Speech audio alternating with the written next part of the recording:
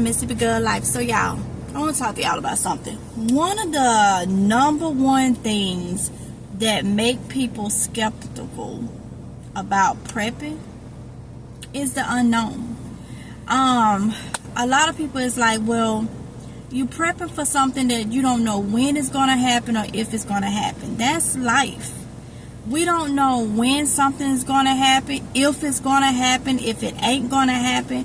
But that's part of being prepared. That's part of being a prepper, is, making sure that if something happened, you can kind of go by it in a more easier way. Lessen the burden off. Making sure you have what you need. Now, this is what people don't look at. This thing called life,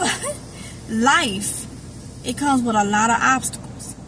We don't know what will happen, but this the kicker. Just like we don't know what will happen, if something happen, we don't know for how long it's going to happen. So you can't say, I'm going to prep for 2 weeks, because a disaster can happen that lasts 6 months. That is part of being a prepper. That is part of being a preparer. That's part of knowing that you live in a world. You live this thing called life, that so many unknowns. So how they say, the saying goes, better safe than sorry. That's why we prepare. That's why a lot of people is going to be on the bad end of things, because they look at, oh, I've been prepping for 10 years and nothing major has happened. That's life. You're not going to be able to know when, where, or how something may happen. You're not going to be able to know that. So when you get into the lifestyle of being a prepper, of prepping, you have to keep that in mind. It don't have to be a nuclear war. It could be you lose your job. It can be supply chains issues, the economy dropping.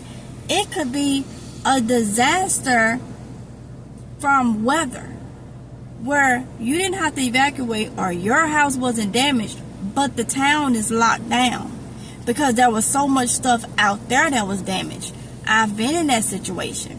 My house was good, but there was no power for 2 or 3 weeks. Out in town was damaged, so things was shut down. So I'm able to say, it don't mean that your house or something will be destroyed and you done prepped all this stuff and it was a waste of time. You cannot look at it like that. You gotta look at that we live in a world that is ran by other human beings, and you can't put your trust in man like that.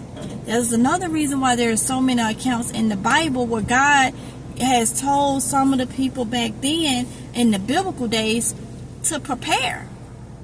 But one of the biggest thing that people miss is the Bible tells you what's going to happen in the last days, and that you need to prepare. Now, that's you can't get no clearer than that.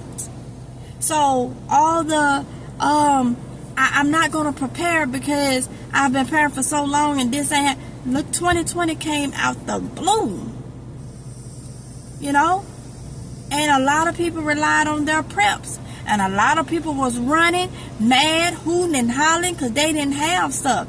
Prepping is a lifestyle. It's nothing that you should stop and start back. And I'm guilty of that because I had other things in life that came up. We was doing military moves and stuff. It was hard.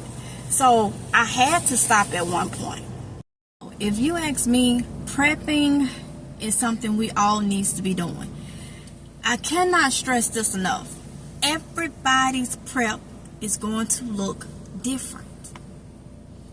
Everybody's finances, the way they need to prep for themselves, the things that they prep for themselves are going to be different. And that's another thing. I'm going to be honest. I think a lot of people don't want to prep and want to make excuses is because they lazy. Because when you're prepping, you gotta rotate that stuff. You don't just prep for yourself. You're prepping for your whole house. You're prepping for other people that may not be able to help themselves. Elderly, people that's disabled, people that's sick. Different thing. If you can help somebody in an emergency situation with something to eat or something, I say do it. You know, I'm not talking about, and I said this the other day in a video, I'm not talking about people that's able-bodied and just don't want to try to help themselves in no kind of way. Get them some crackers or something. They don't get to lap their mouth over no meat, no canned meat and stuff. They don't get to do that if you got to get. That's for you. Give them some crackers and some water and some peanut butter, and that's what they can get. You know, so the people that is unable to help, you know, help them out. So when you're prepping, I like to think of it as it's more than me. It's more than my household. It's elderlies. You know, you see little grannies, little grandpas and stuff like that, or people that's with disabilities and stuff that may be on fixed income. It is able to help them as well. Prepping is not for the lazy. Like I said, I've had my share of stops, not because I wanted to, because that life caused me to stop. And I could have kept going, but my mental wasn't there because I had so much going on.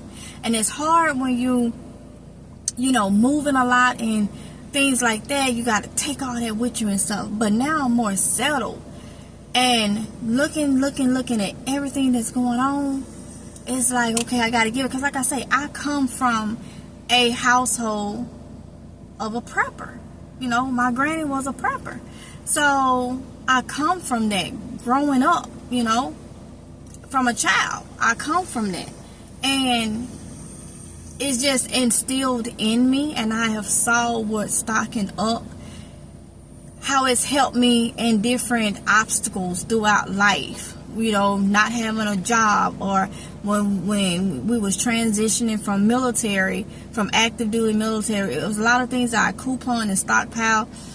We fell back on for months, and a couple years, and I still have some of that stuff. So, you know, when it comes to prepping, I'm doing it a little different now, where I am using some of my preps, but I'm use what I take out, I add more than what I took out. And that's a good way to continue to eat and not have to prep for both an extended pantry and a working pantry. Okay, so I get it, but prepping is not for the weak. A lot of people look at it as being prepping or for weak people that don't. No, that's not it. Prepping is for the strong. Because organizing stuff, being able to realize what you need, figure out different ways to get it, different things you can use, strategizing, stocking up food, rotating that stuff, buying it instead of buying stuff that we may want. We buy what we need. That's a strong will right there. So, you know, you got to look at all that when you are looking into prepping. When it comes to prepping, just look at it as you are being responsible for yourself, for your family, your friends, for people that may be, you know, unable. You are doing the greater good, if that's the way you want to put it. It's something that we have to do, like I say, in this thing called life. We have to do it. We have to be prepared, because when you depend on others, you're dependent on man, imperfect human beings, because that's what this world is ran by. Imperfect human beings. You, me, everybody. Okay? So everything is not going to be done right. And some things is not done right affect all. Okay? So there is no lames when it comes to prepping.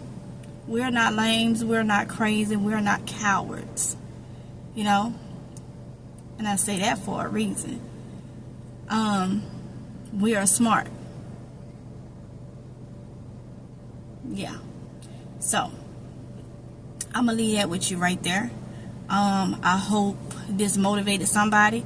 I hope it inspired you to start prepping if you don't, but just understand prepping is a lifestyle. It is a full-time lifestyle, and it should not be stopped and restarted.